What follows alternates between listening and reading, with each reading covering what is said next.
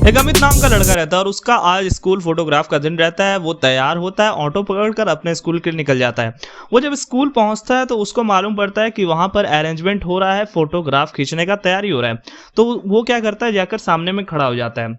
तो वहां पर उसके सर बोलते हैं कि जो जो लंबा है वो पीछे चला जाए और जिसका जिसका हाइट थोड़ा कम है वो सामने आ जाए। लेकिन वो अमित क्या करता है, वो लंबा रहता है, फिर भी वो क्या करता है, सामने ही खड़ा रहता है। फिर उसको उसके टीचर झाड़ कर भगाते हैं, वो तब पीछे जाकर खड़ा होता है। तो यहाँ पर क्या देखने को मिल रहा है, यहाँ पर हम लोग को देखने को मिल रहा है कि एक पर्टिकुलर चीज को यहाँ पर प्रायोरिटी दिया जा रहा है। तो यहाँ पर क्या किया जा रहा है कि यहाँ पर जिनका हाइट शॉर्ट है उनको थोड़ा आगे बुलाया जा रहा है। तो यहाँ पर उनको प्रायोरिटी दिया जा रहा है। तो उसी तरह का एक डेटा स्ट्रक्चर होता है जावा में, जिसमें आप प्रायोरिटाइज कर सकते हैं कि आपका जो डेटा निकलने वाला है, आपका जो भी एलिमेंट निकलने वाला है, जो वैल्यू निकलने वाला है, वो किस हिसाब से निकलेगा। तो यहाँ पर आपको कुछ देख रहा होगा, यहाँ पर आपको दिख रहा होगा एक प्लेलिस्ट खुला हुआ है जिसको कि आपको एक्सेस करना है। क्यों? क्योंकि यहाँ पर ये जावा कोर्स का प्लेलिस्ट है। यहाँ पर आप जब स्टार्टिंग से वीडियो देखना स्टार्ट करेंगे तो आपको सब कंसेप्ट एक एक कर समझ में आने लगेगा, जिससे होगा क्या कि आप अपने कोड को जावा में बहुत ही आसानी से लिख पाएंगे। तो चलिए देखते हैं कि हम लोग प्रायोरिटी क्यू को यहाँ पर किस तरह से इंप्लीमेंट कर सकते हैं। यहाँ पर हम लोग आते हैं। तो यहाँ पर देखिए, प्रायोरिटी क्यू को इंप्लीमेंट करने के लिए हम लोग यहाँ पर क्यू को लेकर आ रहे हैं, उसके बाद प्रायोरिटी क्यू को लेकर के आ रहे हैं। अब कंपैरेटर क्या है, इसके बारे में हम लोग अभी आगे बात करते हैं, ठीक है। और आपको बनाने के लिए प्रायोरिटी क्यू क्या करना पड़ेगा, यहाँ पर आपको मेंशन करना पड़ेगा क्यू। ये क्यू क्या है, एक इंटरफेस है जो कौन इंप्लीमेंट कर रहा है, प्रायोरिटी क्यू नाम का एक क्लास है जो क्यू नाम के इंटरफेस को इंप्लीमेंट कर रहा है। आप यहाँ पर चाहें तो प्रायोरिटी क्यू डायरेक्ट लिख सकते हैं, लेकिन मैं यहाँ पर क्यू के इंटरफेस के मदद से यहाँ पर इसके ऑब्जेक्ट को क्रिएट कर रहा हूँ। यहाँ पर आपको इंटीजर लिखना है, जो भी क्लास आप देना चाहते हैं, जिस टाइप का डेटा आप डालने वाले हैं उसका क्लास नेम यहाँ पर आपको मेंशन करना है। उसके बाद वेरिएबल और कुछ वही सेम तरीका है।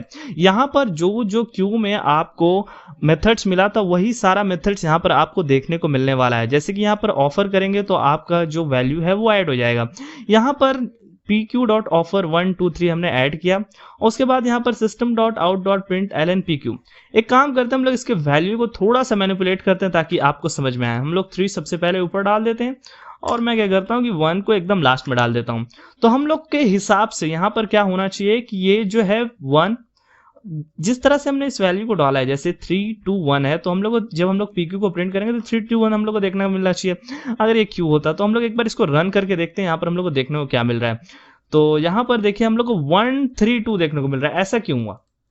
ऐसा इसलिए हुआ क्योंकि ये क्या किया, ये प्रायोरिटी क्यू क्या किया कि जो वैल्यू है, जो इंटीजर वैल्यू सबसे छोटा है उसको सबसे पहले लाकर खड़ा कर दिया। यानी कि जो आपका प्रायोरिटी क्यू यहाँ पर जो 1 है वो क्या हुआ, सबसे सामने आ गया।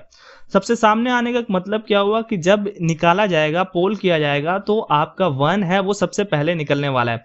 लेकिन यहाँ पर आपने एक चीज गौर किया होगा, यहाँ पर उसके बाद जो फर्दर अरेंजमेंट है वो नहीं हुआ। 1 ऊपर आया, फिर 3, फिर 2 रहा। तो यहाँ पर होता क्या है कि यहाँ पर सिंपली से वही चीज होता है, यहाँ पर जो भी प्रायोरिटाइज सबसे मैक्सिमम प्रायोरिटी वाला रहता है उसको फर्स्ट मिला देता है और बाद बाकी को जैसा रहता है वैसे रहने देता है। जैसे यहाँ पर 1 को सबसे ऊपर लाया गया, फिर 3 2 जैसे था वैसे रहने दिया, 3 2 को अरेंज नहीं किया। लेकिन जब हम लोग 1 को बाहर निकाल देंगे तब प्रायोरिटी किसका ज्यादा होगा, 2 का, तो 2 ऊपर आ जाएगा। तो हम लोग एक काम करते हैं, यहाँ पर इसको प्रिंट करते हैं और देखते हैं, समझते हैं क्या है। तो जैसे कि मैंने आप लोगों को यहाँ पर दिखाया, यहाँ पर देखिए 1 3 2 आपको देखने को मिल रहा है क्योंकि 1 सबसे मैक्स प्रायोरिटी में है। और यहाँ पर हम लोग जब पोल कर रहे हैं यानी कि 1 को निकाल दे रहे हैं, सबसे मैक्सिमम प्रायोरिटी किसका है, सबसे मैक्सिमम प्रायोरिटी यहाँ पर 1 का है, तो 1 बाहर निकल जा रहा है। तो 1 के बाहर निकलने के बाद अगर हम लोग पीक करेंगे तो देखने को मिलेगा कि कौन सा एलिमेंट अब निकलने वाला है। तो जब हम लोग उसको देखना चाहेंगे तो हम लोग क्या देखने को मिलेगा, यहाँ पर 2 देखने को मिलेगा। ऐसा क्यों हो रहा है? ऐसा होने का कारण यही है, जैसा कि मैंने आपको कहा कि जब 1 बाहर निकल जाएगा तो 2 मैक्सिमम प्रायोरिटी पे आ जाएगा, इसलिए 2 सबसे आगे चला आएगा। तो यहाँ पर आपको ये समझ में आ रहा है, ये पूरा एकदम सीक्वेंस में अरेंज नहीं करता है, लेकिन यहाँ पर ये क्या करता है, जो सबसे मैक्सिमम प्रायोरिटी वाला जो रहता है उसको एकदम फर्स्ट में ले आता है, जिसके कारण क्या होता है कि अगर निकलने वाला रहता है एलिमेंट तो वो एलिमेंट निकल जाता है। यहाँ पर आप लोग चाहें तो यहाँ पर आप लोग इसको हायर से स्मॉलर भी कर सकते हैं, यानी कि यहाँ पर जो सबसे बड़ा वाला नंबर रहेगा उसको सबसे ज़्यादा प्रायोरिटी दिया जाएगा। तो हम लोग एक काम करते हैं कि सबसे बड़ा नंबर तो यहाँ पर 3 है, हम लोग वापस से काम करते हैं 1 2 3 कर देते हैं, 3 को एकदम लास्ट में डाल देते हैं। तो अब देखिएगा क्या होगा कि यहाँ पर 3 सबसे ऊपर आपको देखने को मिलेगा। इसको एक बार वापस से रन करते हैं हम लोग, तो यहाँ पर देखिए 3 सबसे ऊपर देखने को मिल रहा है।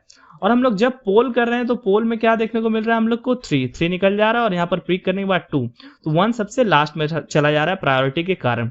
यहाँ पर हम लोग एक बार कैरेक्टर से भी देख लेते हैं। अब यहाँ पर ये जो कंपैरेटर वाला हम लोग यूज कर रहे हैं, कंपैरेटर डॉट रिवर्स ऑर्डर, इसी से ये काम हो रहा है। क्या हो रहा है कि डिसेंडिंग ऑर्डर में चला जा रहा है, मतलब कि जो मैक्सिमम डिसेंडिंग ऑर्डर में एक तरह से अरेंज नहीं हो रहा है, लेकिन जो मैक्सिमम नंबर है यानी कि जो जिसका मैक्सिमम वैल्यू है वो सबसे पहले निकल रहा है। आप लोग यहाँ पर कस्टम भी बना सकते हैं, लेकिन हम लोग अभी यहाँ पर कस्टम किस तरह से इसको बनाना है अभी नहीं देख रहे हैं। हम लोग चलिए अब देखते हैं कि इसको कैरेक्टर वाले की मदद से किस तरह से यूज करना है। इसको हमने कमेंट कर दिया और अब हम लोग कैरेक्टर वाले को अनकमेंट कर देते हैं। तो यहाँ पर हम लोग इसको सेव कर चुके हैं। अब हम लोग ने इंटीजर के वैल्यू को देख लिया। अब यहाँ पर जैसे ही आप कैरेक्टर के मदद से बनाएंगे तो होगा क्या कि यहाँ पर इसका जो एस की वैल्यू है वो कैलकुलेट करेगा, जिसका एस की वैल्यू लोएस्ट रहेगा। अगर यहाँ पर ये रिवर्स ऑर्डर वाला आप नहीं मेंशन कर रहे हैं इसके अंदर, तो क्या रहेगा कि जिसका एस की वैल्यू सबसे स्मॉल रहेगा उसका प्रायोरिटी सबसे हाई हो जाने वाला है। एक बार हम लोग वापस से रन करते हैं और देखते हैं। यहाँ पर देखिए हम लोग को ACB देखने को मिल जा रहा है। ACB क्यों देखने को मिल रहा है? ACB देखने को मिलने का कारण यही है कि यहाँ पर जो आपका प्रायोरिटी क्यू है वो किस में अरेंज हो रहा है, स्मॉलर टू हायर। तो यहाँ पर A का 65 रहता है, B का 66 और इसका 67। तो यहाँ पर सबसे ज्यादा प्रायोरिटी A को दिया जा रहा है क्योंकि इसका S की वैल्यू यहाँ पर सबसे कम है। अगर आप इसको रिवर्स कर देंगे तो वो नॉर्मल सा आपका रिवर्स हो जाएगा। अब हम लोग क्या करते हैं, इसको कमेंट करते हैं और स्ट्रिंग वाले को अनकमेंट कर देते हैं। तो यहाँ पर हम लोग स्ट्रिंग वाले को अनकमेंट कर दिए हैं। तो यहाँ पर भी वही सेम चीज होगा, इसका भी वैल्यू कैलकुलेट होगा। वैल्यू कैलकुलेट होने के बाद आपका जिसका वैल्यू सबसे कम रहेगा वो यहाँ पर उस हिसाब से अरेंज हो जाएगा। यहाँ पर A सबसे ऊपर है तो A ही अरेंज होगा। एक काम करते हैं हम लोग, इसको क्या करते हैं कि A को सबसे नीचे डाल देते हैं और C को सबसे ऊपर डाल देते हैं और इसको वापस से रन करते हैं और हम लोग को देखते हैं कि क्या देखने को मिल रहा है। देखिए यहाँ पर A सबसे ऊपर आ चुका है। तो आपको ये समझ में आ गया होगा कि प्रायोरिटी क्यू किस तरह से इंप्लीमेंट किया जाता है। तो आज की इस वीडियो के लिए बस इतना ही, मिलते हैं इसकी नेक्स्ट वाली वीडियो में, तब तक के लिए गुड बाय।